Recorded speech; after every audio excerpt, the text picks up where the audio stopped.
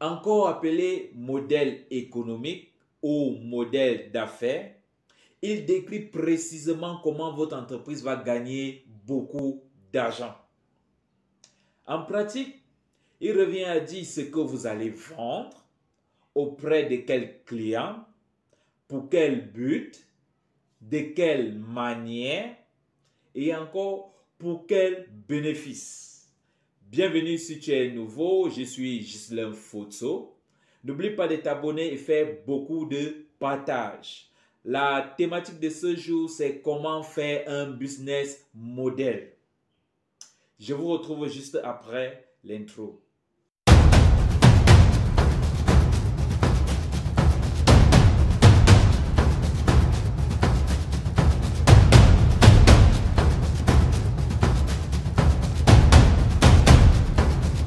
Trois choses à savoir pour faire un business model.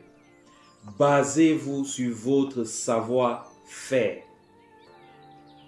La bonne maîtrise de notre activité permet de créer de l'intérêt dans la tête du client. Donc, si vous n'êtes pas compétent, si vous n'êtes pas assez compétent, mes amis, formez-vous. Ou alors, entrez en contact avec des spécialistes dans ce domaine, dans le domaine qui vous intéresse. Travaillez avec des personnes qui peuvent du jour au lendemain améliorer votre activité.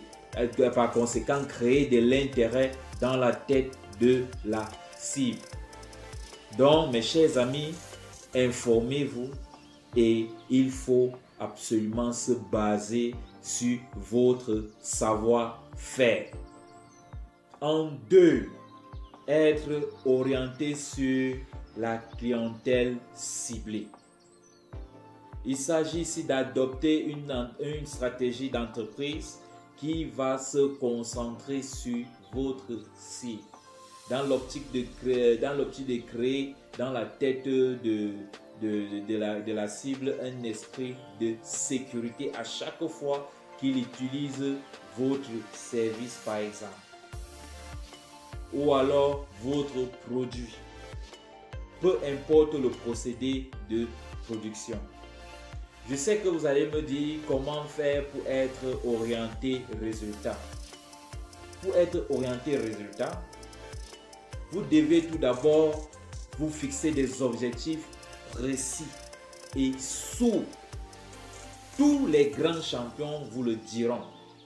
Tous vous le diront qu'il faut se fixer des objectifs précis pour atteindre un grand résultat.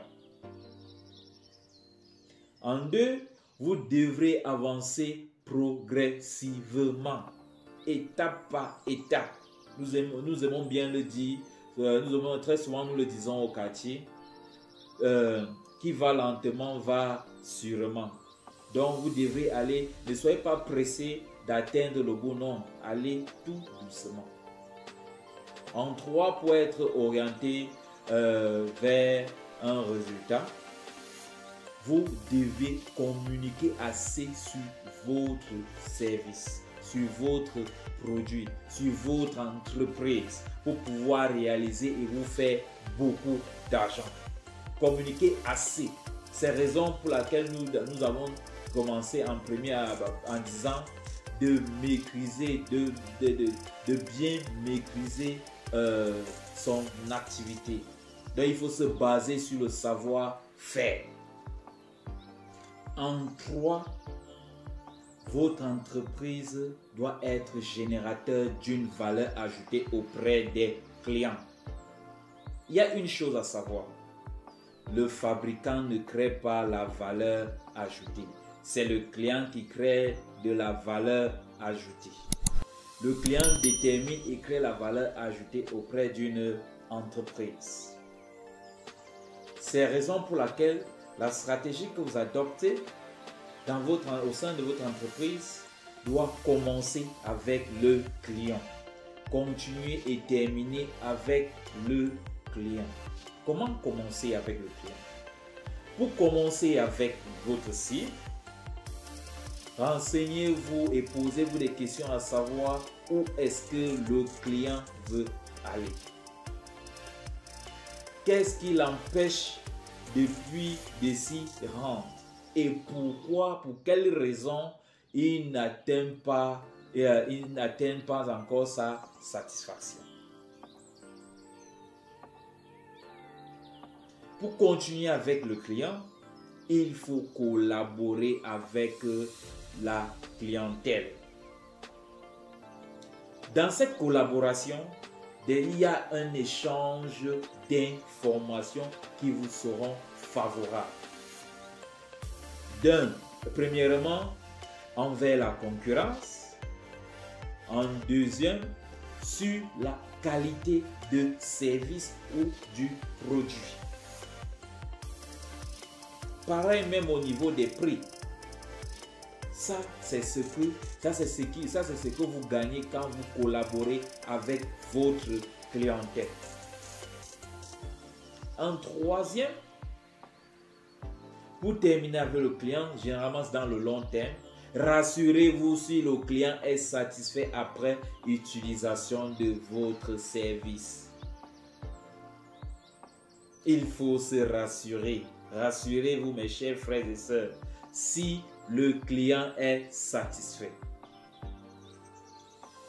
La réponse de la clientèle va vous permettre de vous améliorer et par conséquent va créer une réelle valeur ajoutée à votre entreprise. Donc, merci de m'avoir écouté sur cette chaîne. N'oubliez pas de vous abonner massivement et faire beaucoup de partage, pour moi, de faire beaucoup de partage. Et nous allons dire à la prochaine sur cette chaîne.